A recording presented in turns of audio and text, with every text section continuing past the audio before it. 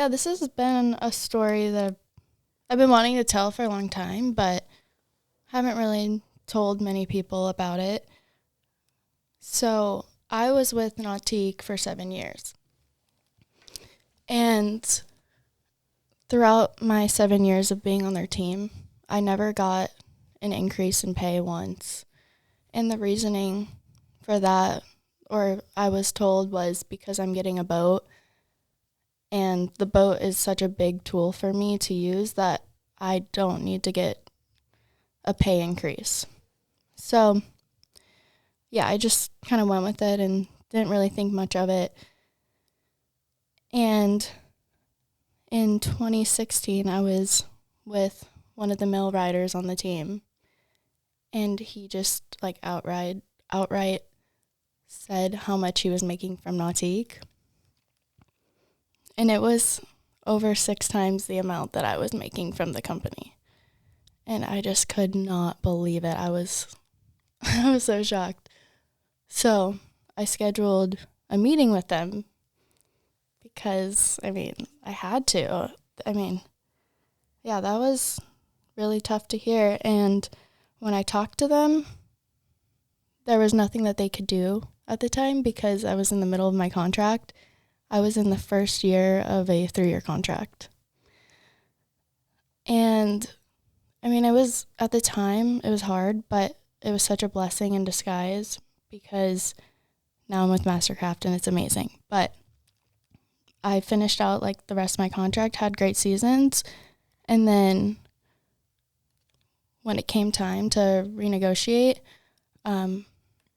a few months before that, I had reached out to Mastercraft because at that point, I just felt like my values didn't align with Nautique's. I just felt like they didn't support women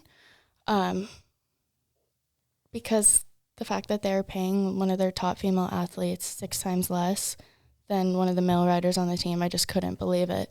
So I reached out to Mastercraft, and they were immediately on board. And they're just such a cool company. They're badass. They have a really cool image. They have a very elite team of athletes. So when I went to renegotiate with Nautique, they were only willing to give me a small raise. And at that point, my heart was already set with Mastercraft. So I called them and told them that I wasn't going to be resigning. And they picked up my boat the next day. That was quick. That was the end of that.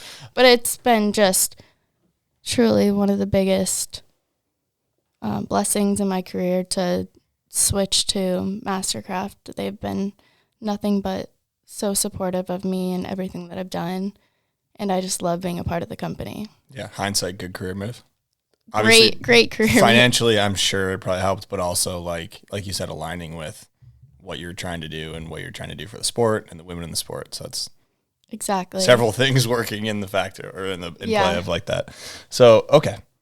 That's interesting that went like that. And I think, I feel like as a company, they could have at that first year of their contract, if they really wanted to, they could have been like, okay, we're going to draft up a new contract. It will reflect what you want to get paid, or we'll meet in the middle or something like that. Like there's always options. If you really want to make it work, you can make it work. I got a question. So, Nautique Masters every May. You've won a lot.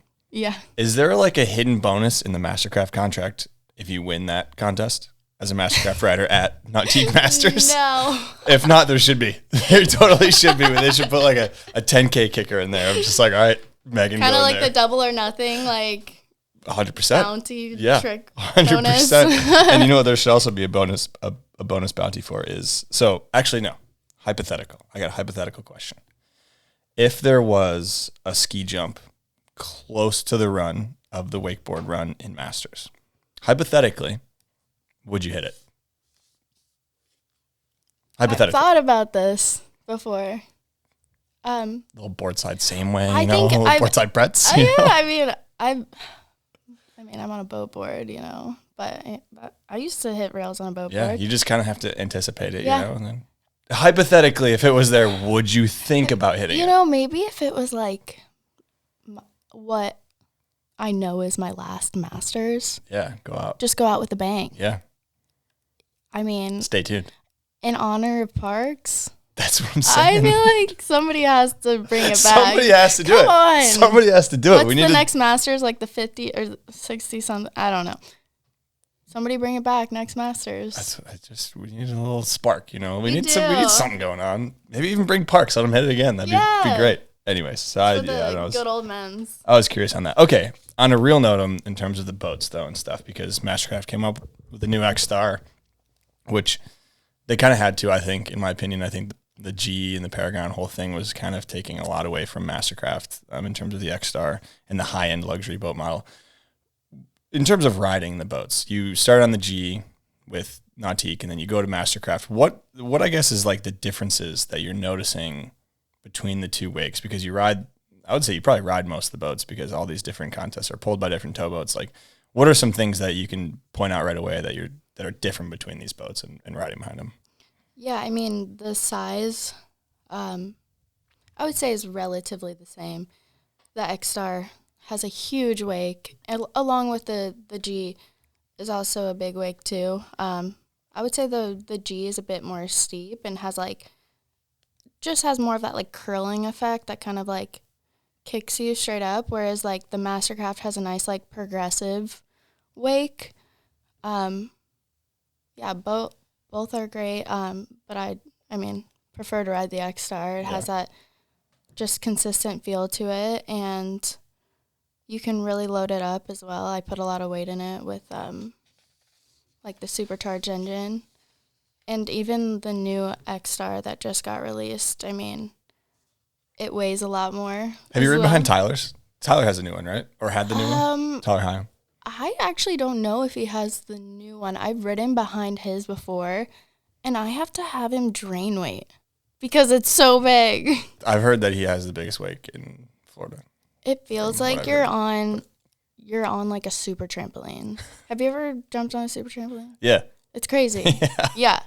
Like that where you're in the air and you're just like, you have way more hang time. Yeah.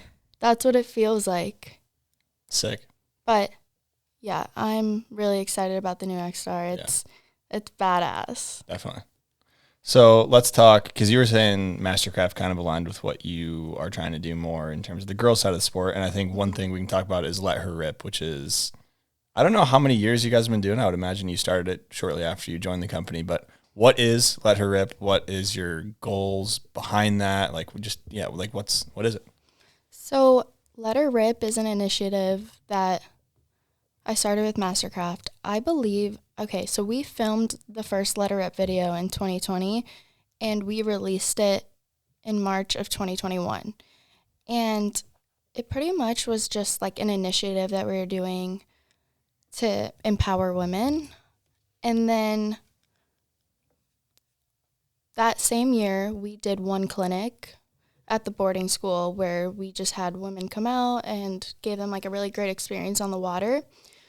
And then for the past 4 years, we've had multiple clinics throughout the year. And this year, I believe we have 7 of them throughout the U.S. where we are trying to get women in and behind the boat and empower them throughout that process, because sometimes when you're in a boat full of boys, it can be a bit intimidating. Boating in general can be intimidating. Exactly. Yeah. So when you're with a group of females and you're uplifting each other and everybody's excited, you're going to feel way more inclined to want to try something. So, or get out there for the first time and not feel intimidated. So that's really the goal, is to just grow the sport, spread the love, and try to get more women exposed to it.